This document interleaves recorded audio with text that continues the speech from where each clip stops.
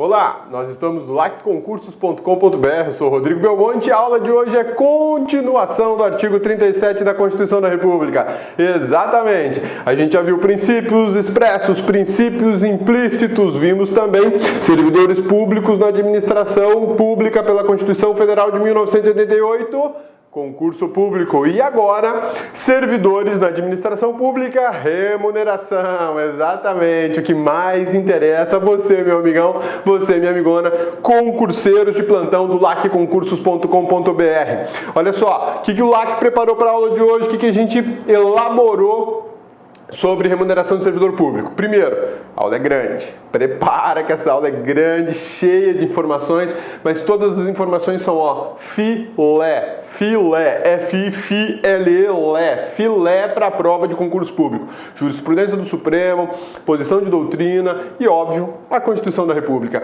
É o que a gente organizou para a aula de hoje. Conteúdo constitucional é o que a gente tira de dentro do texto constitucional, doutrina e jurisprudência sobre o assunto e questões de prova para a gente fixar daquela afinada, né? Olha só, na aula passada, meu amigão, minha amigona, a gente viu concurso público para os servidores públicos. Então, hoje, a gente elimina essa parte de concurso público e vai justamente falar da remuneração. Próxima aula a gente fala de carreira e depois vai falar um pouquinho sobre previdência do servidor público na Constituição da República. Óbvio que essa aula aqui, previdência, vai ter um tratamento todo especial pelo professor de Direito Previdenciário aqui do lacconcursos.com.br. Vamos lá? O que a gente tem aqui? Remuneração de servidor público. Olha que bacana. Quando a gente fala em remuneração de servidor público, eu tenho que observar alguns tópicos extremamente importantes que geralmente caem bastante em prova. Espécies de remuneração. A gente sabe que a remuneração do servidor público ela tem alguns tipos, algumas classificações que a gente tem que saber. Além da remuneração, eu tenho a ideia de gratificações, aquele plus, aquele algo a mais que vem na remuneração do servidor. Teto remuneratório. Esse é um outro ponto bem bacana, o teto remuneratório. O servidor público não ganha o que quer ou o que o administrador quer que ele ganhe, né? O servidor público ganha até um limite. Passou desse limite, não ganha mais. Está barrado o salário, corta o salário, inclusive. Acúmulo. Posso acumular remunerações ou posso acumular cargos remunerados? A gente vê na aula de hoje.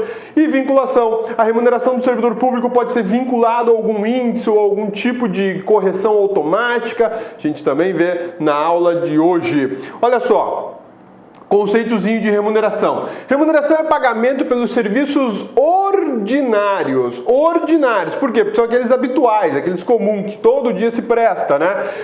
Prestados à administração pública no exercício de cargo, emprego ou função pública. Quando eu utilizo aqui pagamento por serviços e uso a expressão remuneração, eu estou utilizando aqui de um conceito genérico, porque técnicamente remuneração é muito utilizada no direito do trabalho lá pela CLT, mas aqui na Constituição da República e no direito constitucional está autorizado, sem problema nenhum, o uso da palavra remuneração, mas no seu sentido genérico. Por que genérico? Porque é um gênero de formas de remunerar, de pagar o pessoal que trabalha para a administração pública. A gente vai verificar que a remuneração do servidor público tem 3 classificações: subsídio, não é subsídio. Por favor, meu amigão e minha amigona, não saia por aí falando subsídio. Ô Rodrigo, o cargo que eu vou fazer, eu vou receber um subsídio de 10 mil. Pronto, para aí que você já não vai mais receber esse subsídio porque ele não existe. Você fala subsolo? Não, você fala subsolo. Então é subsídio, ok? Vê lá com o professor Bodão na aula de português, pergunta para ele como é que pronuncia isso aqui, se ficar dúvida.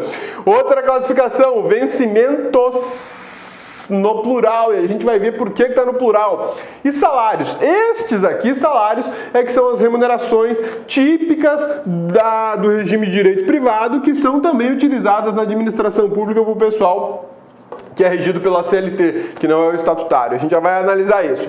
A remuneração dos agentes públicos, em especial dos servidores públicos, é fixada por lei ordinária específica. Cuidado com isso, isso está na Constituição, está no texto constitucional. A lei é ordinária e é específica. Eu não tenho uma lei para todo mundo, pelo contrário, é uma lei específica para determinado cargo, ou determinada classe de servidores, ou determinado órgão, né?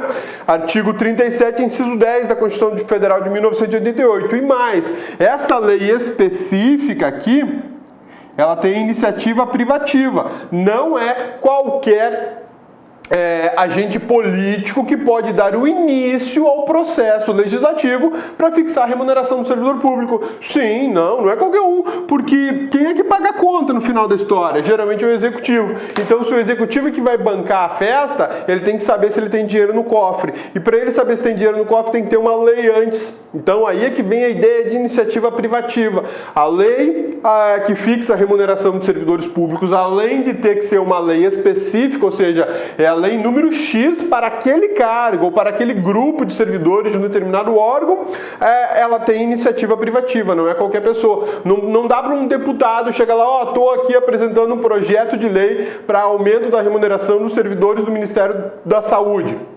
Não é assim que funciona. Por quê? Porque o Ministério da Saúde está vinculado ao Executivo Federal. Portanto, quem vai pagar essa conta é o Executivo Federal. Quem é que comanda o Executivo Federal? Presidência da República. Então, quem é que tem a iniciativa de lei para fixar a remuneração dos servidores do Ministério da Saúde? Presidência da República. É ela que tem que apresentar o projeto de lei. Vou melhorar aqui a remuneração do pessoal do Ministério da Saúde. Por que Ministério da Saúde? Porque é uma legislação específica. Poderia ser todos os servidores do Executivo Federal, mas teria que ser uma lei específica, reestruturando carreira e tudo mais, beleza? Vamos em frente. Olha só o texto do artigo 37, inciso 10. O que ele fala? A remuneração dos servidores públicos e o subsídio, vejam só, já a própria Constituição já me mostra dois tipos de remuneração. Remuneração, aqui ela está me utilizando um sentido genérico, né? Tá vendo porque eu falei que estava autorizado utilizar a expressão remuneração? Porque a própria Constituição usa remuneração e usa um outro termo chamado subsídio. Isso quer me dizer que existem duas categorias básicas de pagamento de pessoal na administração pública. A remuneração dos servidores públicos e o subsídio de que trata o parágrafo 4º do artigo 39 somente poderão ser fixados ou alterados por lei específica, texto expresso da Constituição Federal, observada a iniciativa privativa em cada caso, assegurada a revisão geral anual, sempre na mesma data, sem distinção de índices, né? O que a gente tem aqui nesse inciso 10 do artigo 37 de extrema importância? Primeiro, o alerta de que não existe só um tipo de remuneração na administração pública. A própria Constituição já me trouxe dois modelos aqui. A remuneração de forma genérica, que engloba aí diversas formas de pagamento, e o subsídio. Subsídio é a menina dos olhos da administração pública federal. Por quê? Porque o subsídio é uma parcela única, a gente vai ver detalhes sobre ele logo. Com o subsídio, a administração pública consegue economizar recursos no pagamento de pessoal. Verdade, isso é muito legal, diferente da remuneração, a gente já vai ver isso, tá?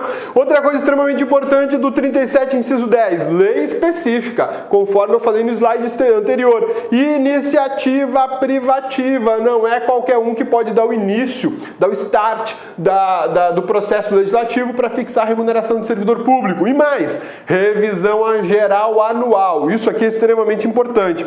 A gente vai ver que a revisão geral anual, ela é diferente da revisão específica. Tem essa diferença.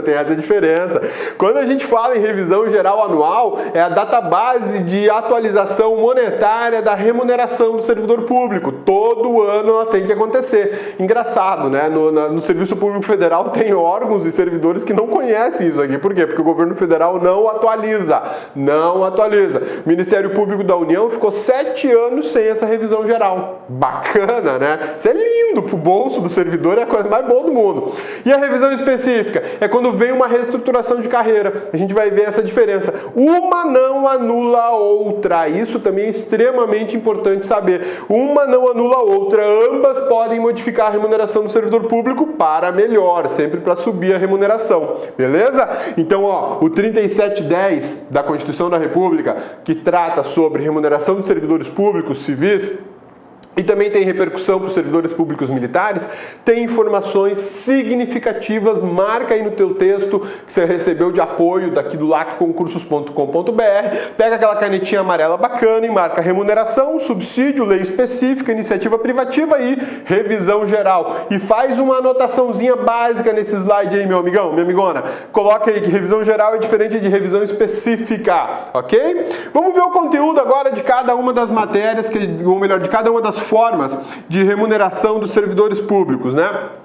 Espécies de remuneração. Olha só, como eu disse para você, eu utilizei o termo remuneração de forma genérica, até por autorização do texto constitucional. E a gente sabe que existem 3 formas básicas de remuneração do servidor público. Olha só, subsídio é a remuneração em sentido genérico, mas de única parcela. Isso aqui é fundamental, única parcela. É a principal distinção dos vencimentos. Única parcela, você vai receber um valor só. Aqui no estado de Mato Grosso, a Polícia Militar do estado de Mato Grosso, os militares estaduais, eles recebiam há uns 10 anos atrás, mais ou menos, vencimentos. Aí pegava lá o olerite de um policial militar, vinha lá o valor da remuneração base, uma gratificaçãozinha, um acréscimo qualquer lá de uma lei X, uma hora extra, alguma coisa assim. No final ele tinha um valor que era a remuneração dele. Os militares insatisfeitos com a remuneração, que era muito ruim, ainda não está boa, mas era muito ruim, né, trocaram esse modelo, até por pressão política eles trocaram o modelo e optaram por subsídio. Hoje o olerite de um policial militar aqui no estado de Mato Grosso vem assim, subsídio, valor X, pronto, dedução do imposto de renda, dedução previdenciária, acabou, só vem uma parcela. Não é um penduricalho, um monte de coisa como acontece com os vencimentos, que tem uma remuneração base, mais inúmeros adicionais, né? Vedado acréscimo, exceto os constitucionais. Eu não posso acrescentar parcela alguma ao subsídio. Subsídio é parcela única. Contudo, existem situações excepcionalíssimas que a Constituição autoriza jogar um acréscimo lá, né? Obrigatória para todos os agentes políticos. Olá, meus amigos, minhas amigas, gostou da aula do professor? Quer continuar assistindo essa videoaula? Quer fazer o nosso super curso online para o Instituto Federal do Pará 2016? Então convido vocês a acessar o nosso site lacconcurso.com.br, que nós estamos oferecendo um super curso online muito competitivo para 3 cargos. É isso mesmo, olha só. O primeiro cargo é o cargo de auxiliar em administração, curso completaço, com investimento de apenas 10 mensalidades de R$20. Para o cargo de assistente em administração, nível médio, o curso completaço também, bastante revisado, você pode ter certeza que você vai ficar competitivo, o investimento é de apenas 10 mensalidades de R$25. E nós temos também um curso super básico, tá? Professor, por que o curso super básico? Porque nós não temos 100% do conteúdo para o cargo de administrador. Tá? Nós temos aí aproximadamente mais de 95%, você pode ter certeza. E digo para vocês, conteúdo altamente competitivo. Professor, como é que funciona? Gente, é muito simples, você acessa o nosso site, lacconcurso.com.br, tá? A legenda aqui no endereço do site, né? Aqui debaixo do vídeo. Você se cadastra, se matricula, você pode pagar em cartão de crédito, boleto, você terá 90 dias de acesso, tá?